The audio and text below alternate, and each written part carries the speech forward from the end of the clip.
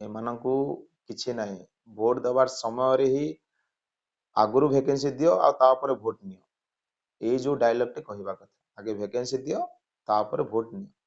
Jay Hind my dear friends, ମୁଁ aunty ଆପଣଙ୍କୁ ସ୍ୱାଗତ କରୁଛି ଆପଣଙ୍କ ପ୍ରିୟ channel no study no job को। এই পিডিএফ টি অলরেডি আସନ୍ତା কাଲି ଠାରୁ ଭାଇରାଲ ହେଉଛି 20 ତାରିଖରୁ। ଏଇଟା ତ ଆପଣମାନେ ଦେଖିଥିବେ ହିଁ। ଏ ଯୋଉ ଭ୍ୟାକେନ୍ସି ଦିଆ ହେଇଛି 1513, ମାନେ ଆପଣମାନେ এই ଭ୍ୟାକେନ୍ସି ଦେଖି ଖୁସି ଅଛନ୍ତି କି? ଯୋଉ ଆସିକି ଯୋଉ ନବୀନ ସାର୍ କହି ଦଉଛନ୍ତି ଆପଣମାନେ ଖୁସି ତ? এই ଭ୍ୟାକେନ୍ସି ଦେଖିକି କିଏ ଖୁସି ହେବେ କହିଲେ? ଆପଣମାନେ ଖୁସି ଅଛନ୍ତି କି? ନିହାତି କମେଣ୍ଟ ସେକ୍ସନରେ ଜଣାଇବେ। 99% ଷ୍ଟୁଡେଣ୍ଟ ଦୁଃଖରେ ଥିବେ। ଏଇଟା 5 ବର୍ଷ ପରେ ଗୋଟିଏ ଥର ଭ୍ୟାକେନ୍ସି ଆସୁଛି, ଆଉ ଭ୍ୟାକେନ୍ସି ଆସୁଛି କେତେ? 1513 ଭ୍ୟାକେନ୍ସି। ଆପଣ ଜାଣିଥିବେ ଏବେ ଯୋଉ ଜଗନ୍ନାଥ ଟେମ୍ପଲରେ ବି କିଛି କ୍ରିଏଟ୍ କରାହେଇଛି, ପାଖାପାଖି 700 ରୁ 800 ଭ୍ୟାକେନ୍ସି କ୍ରିଏଟ୍ କରାହେଇଛି। ମାନେ ପାଖାପାଖି ଆମେ ଯୋଉ କାଲକୁଲେସନ କରୁଥିଲେ ପାଖାପାଖି 2300 ପ୍ଲସ୍ ଭ୍ୟାକେନ୍ସି ଅଛି, ଉପରେ ବି ଅଛି ଭ୍ୟାକେନ୍ସି, ମାନେ 2500 ପାଖାପାଖି ଭ୍ୟାକେନ୍ସି ଅଛି। ଆଟଲିଷ୍ଟ 2000 ପାଖାପାଖି କାଢିଥାନ୍ତେ, 500 ପିଲା ଆହୁରି ବି ସିଲେକ୍ସନ ପାଇଯାଇଥାନ୍ତେ ଯୋଉ 1500 ଦେଇଛି ଏଇଠି। ମାନେ ସତରେ ଲାଗୁଛି କି ସେମାନେ ତାଙ୍କ ହାତରୁ ଦଉଛନ୍ତି ଏମାନଙ୍କୁ। ଯୋଉ ଯୋଉ ଭ୍ୟାକେନ୍ସି ଏବେ ଫିଲ୍ଅପ୍ କରାହବ, ଏଇଟା ଲାଗୁଛି କି ସେମାନେ ଆମ ନିଜ ହାତରୁ ଦେବୁ ସେମାନଙ୍କୁ ସାଲାରୀ, ଆମ ନିଜ ହାତରୁ ଏଇ ଯୋଉ ଭ୍ୟାକେନ୍ସି ଗୁଡାକ ଦଉଛୁ, ଆମ ଘରୁ ଦଉଛୁ, ସେଇଥିପାଇଁ ଏତେ କମ ଭ୍ୟାକେନ୍ସି ଗୁଡାକ ଦଉଛନ୍ତି। 5 ବର୍ଷ ପରେ ଗୋଟିଏ ଇଲେକ୍ସନରୁ ଆଉ ଗୋଟିଏ ଇଲେକ୍ସନ ପଳେଇ ଯାଉଛି, ଏତେ ବର୍ଷ ଗଲା ପରେ ବି ଭ୍ୟାକେନ୍ସି ଆସୁଛି ଦେଖନ୍ତୁ, ନ ଆସିବା ସହିତ ସମାନ। ମାନେ ଆପଣ ବର୍ଷକୁ ବର୍ଷ ଯଦି ଡିଭାଇଡେଡ କରିବେ ତାହେଲେ ବର୍ଷକୁ 300, 400, 400, 300, 400, 500 ଏମିତି ଭ୍ୟାକେନ୍ସି ଆସୁଛି। ତ ବହୁତ ଷ୍ଟୁଡେଣ୍ଟ ଏଇଠି ନାରାଜ ଅଛନ୍ତି କି ଷ୍ଟୁଡେଣ୍ଟ ତ ପୁରା ଟେନସନରେ ବି ଅଛନ୍ତି କି ସାର୍ କ'ଣ ଷ୍ଟ୍ରାଇକ୍ କରିବା କି ଭ୍ୟାକେନ୍ସି ଇନକ୍ରିଜ କରିବା ପାଇଁ। ଏଗୁଡାକ ଦେଖନ୍ତୁ, ଏବେ ସେଗୁଡାକ କଲେ ଆଉ କିଛି ଲାଭ ମିଳିବନି। ଏଇଟା ଯୋଉ ଭ୍ୟାକେନ୍ସି କାଢୁଛନ୍ତି ନା, ମେ ବି ଏ ଯୋଉ ଭ୍ୟାକେନ୍ସିର ଯୋଉ ଫିଲ୍ଅପ୍ କରିବା ପ୍ରୋସେସକୁ ବି ରଖିଦେଇ ପାରିବେ। ତାଙ୍କ ଉପରେ ମାନେ ଗଭର୍ଣ୍ଣମେଣ୍ଟ ସହିତ ଫାଇଟ୍ କରିବା କହୁଛି ନା, ବହୁତ କଷ୍ଟ। ତା ସହିତ ଷ୍ଟ୍ରେନ୍ଥ ଦରକାର, ମାନେ ମ୍ୟାକ୍ସିମମ୍ ଷ୍ଟୁଡେଣ୍ଟ ଆପଣଙ୍କୁ ହେବାକୁ ପଡିବ, ସବୁ ୟଙ୍ଗ ମାସକୁ ପୁରା ଏକାଠି ହେବାକୁ ପଡିବ, ତାହେଲେ ଗଭର୍ଣ୍ଣମେଣ୍ଟ ସହିତ ଫାଇଟ୍ କରିହବ କିମ୍ବା ଏ ଯୋଉ ଡିପାର୍ଟମେଣ୍ଟ ଗୁଡାକ ସହିତ ଫାଇଟ୍ କରିହବ। ତ ଏଇଟା ଅଧିକାର, କିନ୍ତୁ ଆମକୁ ତ ମାଗିବାକୁ ପଡିବ, ରାଇଜ ତ ମାନେ କରିବାକୁ ପଡିବ, ଭଏସକୁ ତ ରାଇଜ କରିବାକୁ ପଡିବ। ଆପଣମାନଙ୍କ ପାଖକୁ ଯିଏ ବି ଆସୁଛନ୍ତି, ବିଲିଭ କରନ୍ତୁ ଏବେ ଇଲେକ୍ସନ ଟାଇମ ଅଛି, ଯେକୌଣସି ନେତା ମନ୍ତ୍ରୀ ଯିଏ ବି ଆସୁଛନ୍ତି ଆପଣଙ୍କ ଗାଁକୁ ହୁଅନ୍ତୁ ନା ଆପଣଙ୍କ ସହିତ କଣ୍ଟାକ୍ଟରେ ଅଛନ୍ତି, ଏମାନଙ୍କୁ ଟିକେ କୁହନ୍ତୁ ଥରେ ଥରେ ବି ଆଟଲିଷ୍ଟ ଏଇଟା କ'ଣ ଏତିକି ଯୋଉ ଭ୍ୟାକେନ୍ସି ଗୁଡାକ ଆସିବା କଥା କି ଥରେ ଥରେ ରାଇଜ କରନ୍ତୁ। ମାନେ ଗୁଡାଏ ସମସ୍ୟାରେ ପିଲା ଗୁଡାକ ସମ୍ମୁଖୀନ ହଉଛନ୍ତି, ମାନେ ଅନଏମ୍ପ୍ଲୟମେଣ୍ଟ ଏତେ ବଢି ଚାଲିଛି। ସେମାନେ ଏତିକି ଭ୍ୟାକେନ୍ସି ଦେଲେ ପିଲା ଗୁଡାକ ଲାଇଫ ବଞ୍ଚିବେ କେମିତି?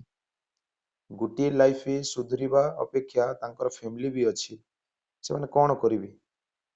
ଭ୍ୟାକେନ୍ସିକୁ ଯଦି ଦଉଛନ୍ତି, ଭ୍ୟାକେନ୍ସି ଯଦି ଆସୁଛି ଗୋଟେ ଭଲ ମାତ୍ରାରେ ଆସୁ ଭ୍ୟାକେନ୍ସି, ଯେମିତିକି ଡିଷ୍ଟ୍ରିକ୍ଟ କନେଷ୍ଟବଳ ଆସିଥିଲା ପାଖାପାଖି 5000 ଭ୍ୟାକେନ୍ସି, ସେମିତି କିଛି ଭ୍ୟାକେନ୍ସି କ୍ରିଏଟ୍ କରନ୍ତୁ ଆଉ ଦିଅନ୍ତୁ।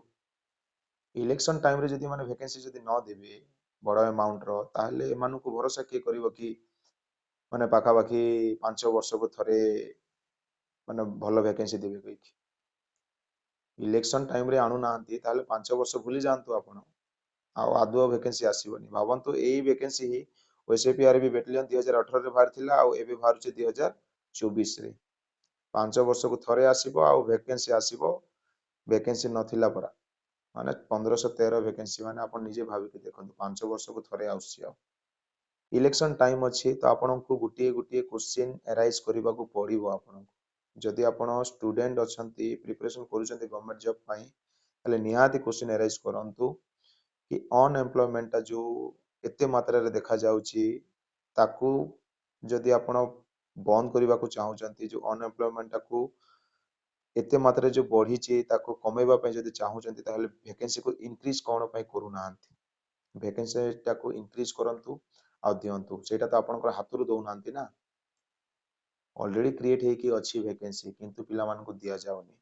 କ'ଣ ପାଇଁ ଦିଆଯାଉନି? ଏବେ ବାହାର କରିଛନ୍ତି, ତାପରେ ଇଲେକ୍ସନ ସରିଲା ପରେ ଆଉ ଗୋଟେ 200 300 ଭ୍ୟାକେନ୍ସି ଗୋଟେ ବାହାର କରିଦେବେ। ସେମାନେ ଦେଖେଇବେ କି ଆମେ ଏତିକି ଭ୍ୟାକେନ୍ସି ବାହାର କରିଥିଲୁ କହିକି, ସେଇଥିପାଇଁ ହିଁ ଗୋଟିଏ ଥରକୁ ପୁରା ଫୁଲ ଭ୍ୟାକେନ୍ସି ଦିଆଯାଉନି। ତ କ୍ୱେଶ୍ଚିନ୍ ଏରାଇଜ କରନ୍ତୁ, ଯୋଉମାନେ ବି ଆସିବେ ବିଲିଭ କରନ୍ତୁ ଏଇଟା ଇଲେକ୍ସନ ଟାଇମ ଅଛି, ନହେଲେ ଭୋଟ ଦେବା ହିଁ ବନ୍ଦ କରିଦିଅନ୍ତୁ, ପୁରା ଲଢ଼ନ୍ତୁ। ଆଉ କୌଣସି ପାର୍ଟିକୁ ମୁଁ ତ ସପୋର୍ଟ କରେନି, କି ବିଜେପି ହଉ କି ବିଜେଡି ହଉ କି କଂଗ୍ରେସ ହଉ, କୌଣସି ପାର୍ଟିକୁ ଇମ୍ପୋର୍ଟାଣ୍ଟ ଦିଅନି। ମୋ ମତରେ କ୍ୟାଣ୍ଡିଡେଟ୍ କୁ ଇମ୍ପୋର୍ଟାଣ୍ଟ ଦିଅ, ଯୋଉ କ୍ୟାଣ୍ଡିଡେଟ୍ କି ଷ୍ଟୁଡେଣ୍ଟ ମାନଙ୍କର କଥାକୁ ଶୁଣି ପାରିବ, ଆଉ ଷ୍ଟୁଡେଣ୍ଟ ମାନଙ୍କର କିଛି ଯଦି ପ୍ରୋବ୍ଲେମ ଥିବ ତାହେଲେ ସେ କ୍ୱେଶ୍ଚିନ୍ ଏରାଇଜ୍ କରିପାରିବ ଆଉ କିଛି ଗୋଟେ ସଲ୍ୟୁସନ୍ ପ୍ରୋଭାଇଡ୍ କରିପାରିବ। ତ ଏଇ ଯୋଉ ଜବ୍ ପାଇବାକୁ ହେଲେ ଆପଣଙ୍କୁ ରିଟେନ୍ ପାଇଁ ବହୁତ ପ୍ରିପାରେସନ୍ କରିବାକୁ ପଡ଼ିବ। କମ୍ପିଟିସନ୍ ଲେଭେଲ୍ ହାଇ ରହିବ, ସେଇଟା ତ ଆପଣ ଭଲ ଭାବରେ ଜାଣିଛନ୍ତି। କମ୍ ଭେକେନ୍ସି ଅଛି, ବହୁତ ଟପ୍ ଲେଭେଲ୍ର କମ୍ପିଟିସନ୍ ହେବ। ପ୍ରିପାରେସନ୍ ଲେଭେଲ୍ ଦିନକୁ 10 ଘଣ୍ଟା 12 ଘଣ୍ଟା ବି ଆପଣଙ୍କୁ ପଢ଼ିବାକୁ ପଡ଼ିବ। 10 ଘଣ୍ଟା 12 ଘଣ୍ଟା time to time revision, practice set, ଡିସିପ୍ଲିନର ସହିତ ଅପ୍ ଟୁ ଏକ୍ଜାମ୍ ପର୍ଯ୍ୟନ୍ତ ଆପଣଙ୍କୁ ପ୍ରାକ୍ଟିସ୍ କରିବାକୁ ପଡ଼ିବ। ତା ସହିତ ଫିଜିକାଲ ବି ଆପଣଙ୍କୁ ମର୍ଣ୍ଣିଂରେ 1 ଆୱାର ନହେଲେ ଇଭିନିଂରେ 1 ଆୱାର କଣ୍ଟିନ୍ୟୁଅସଲି ପ୍ରାକ୍ଟିସ୍ କରିବାକୁ ପଡ଼ିବ। ତାହେଲେ ଏଇ ଯୋଉ ଭେକେନ୍ସିର ଗୋଟିଏ ପୋଷ୍ଟ ଆପଣଙ୍କର ହେଇପାରିବ। ମୋ ମତରେ କିଛି ଚେଞ୍ଜେସ୍ ଆଣିବାର ଅଛି, ତାହେଲେ ମୋତେ ଯାହା ଫିଲ୍ ହେଲା ସେଇଟା ମୁଁ ଏଇଠି ଜଣେଇ ଦେଇଛି।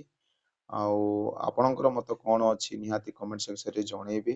ବିନ୍ଦାସ ଯାହା ବି ଅଛି ଡିଟେଲ୍ସ ସହିତ ଲେଖିକି ଆପଣ ଜଣେଇ ପାରିବେ। ଯଦି ଭଲ ଲାଗିଥିବ ଭିଡ଼ିଓଟି ତାହେଲେ ଭିଡ଼ିଓକୁ ଲାଇକ୍ କରିକି ସେୟାର କରିବା ଜମାରୁ ଭୁଲିବେନି। Thank you, see you next video.